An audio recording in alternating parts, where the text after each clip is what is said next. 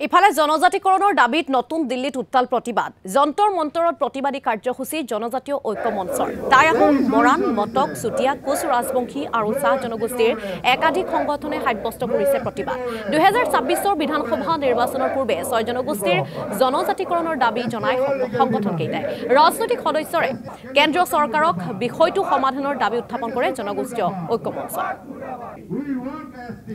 আৰু এই সন্দৰ্ভত দিল্লীৰ পৰা ব্যুৰো চিফ প্ৰাঞ্জল প্ৰতিম দাসে দেখুৱাই প্ৰতিবেদন এই মুহূৰ্তত আমি আছো যন্তৰ মন্তৰত আৰু ছয় জনগোষ্ঠীয় ঐক্য মঞ্চই আজি ইয়াত প্ৰতিবাদ সাব্যস্ত কৰিছে মূলত ছয় জনগোষ্ঠীক জনজাতিকৰণৰ যেটো প্ৰতিশ্ৰুতি আছিল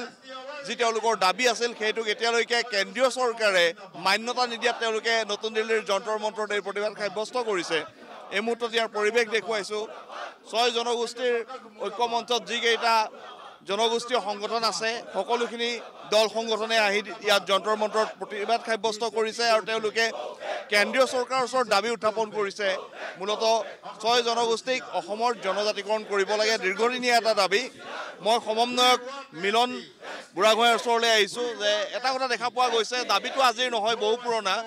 আপোনালোকে পুনৰ এই দিল্লীত প্ৰতিবাদ কৰিছে আজি দিল্লীৰ পৰা আপোনালোকে কেন্দ্ৰীয় চৰকাৰক কি ক'ব বিচাৰিছে চাওক আচলতে ছয় জনগোষ্ঠী জনজাতিকৰণৰ দাবী আজি নহয় আপোনালোকে কৈছে ইতিমধ্যে বছৰ বছৰ আমি দাবী কৰি আহিছোঁ আৰু এনেদৰে প্ৰতিবাদ আচলতে প্ৰতি বছৰে আমি কৰি আহিছোঁ কিন্তু আজিলৈকে প্ৰতিবাদবিলাকৰ উত্তৰ লোৱা নাই দাবীবিলাক পূৰণ হোৱা নাই আৰু তাৰ একমাত্ৰ কাৰণ আমি এটাই বুলি ভাবি লৈছোঁ যে অসমত থকা অসমৰ এই চৰকাৰখনে হিমন্ত বিশ্ব শৰ্মা নেতৃত্বাধীন চৰকাৰখনে আচলতে এই বিষয়টোক লৈ ৰাজনীতি কৰি আহিছে আৰু আমাক জনজাতিকৰণ ইচ্ছাকৃতভাৱে দিব বিচৰা নাই গতিকে আমি দিল্লীত আজি আচলতে প্ৰতিবাদ কৰিবলৈ অহা নাই চৰম পত্ৰ প্ৰদান কৰিবলৈ আমি আহিছোঁ আৰু আজিৰ প্ৰতিবাদৰ যোগেদি আমি শেষবাৰৰ বাবে কেন্দ্ৰীয় চৰকাৰক জনাব বিচাৰিছোঁ অসমত যদি আপোনালোকক পুনৰবাৰ চৰকাৰ লাগে বিজেপি চৰকাৰ তেন্তে আপোনালোকে নিৰ্বাচনৰ প্ৰাক মুহূৰ্তত নৰেন্দ্ৰ মোদী ডাঙৰীয়া আপুনি দিয়া প্ৰতিশ্ৰুতি পূৰণ কৰক অন্যথা আজি যিদৰে ইয়াত প্ৰতিবাদ কৰিবলৈ আহিছোঁ এই প্ৰতিবাদৰ যোগেদি সমগ্ৰ অসমবাসীৰ ৰাইজে আচলতে জাগ্ৰত হৈ আছে এই প্ৰতিবাদ ৰাইজে আমাক কৰিবলৈ পঠাইছে টাই আহোম ছাত্ৰ সন্থাই বা ছয় জনগোষ্ঠীয়ে কৰিবলৈ অহা নাই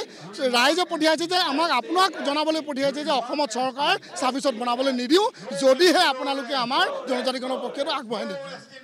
CWৰ সময়ত এটা কথা দেখা পোৱা গ'ল যে ৰাজ্যসভাত বিধেয়কখন অনা হ'ল বিলখন অনা হ'ল তাৰপিছত কিন্তু গোটেই বস্তুটো অপ্ৰাসংগিক হৈ ৰ'ল চাওক কেৱল যিটো আন্দোলন চলি আছে সেইটো ৰোধ কৰাৰ কাৰণতে ছয় জনগোষ্ঠীৰ বিলখন উত্থাপন কৰা হৈছে এইবাৰ আমি সকীয়াই দিছোঁ ছয় জনগোষ্ঠীৰ ঐক্য মঞ্চই পুনৰ ৰাজপথত আমি আহিছোঁ যদি বিধানসভা ইলেকশ্যনৰ আগত যদি কচৰাজী আদি কৰি ছয় জনগোষ্ঠীৰ জনজাতিকৰণ কৰা নহয় তেতিয়াহ'লে এইখন চৰকাৰ উফৰাই দিয়াৰ কাৰণে আমি ব্যৱস্থা ল'ম লগতে এটা কথা ক'ব বিচাৰোঁ আপোনালোকে যদি সঁচাকৈ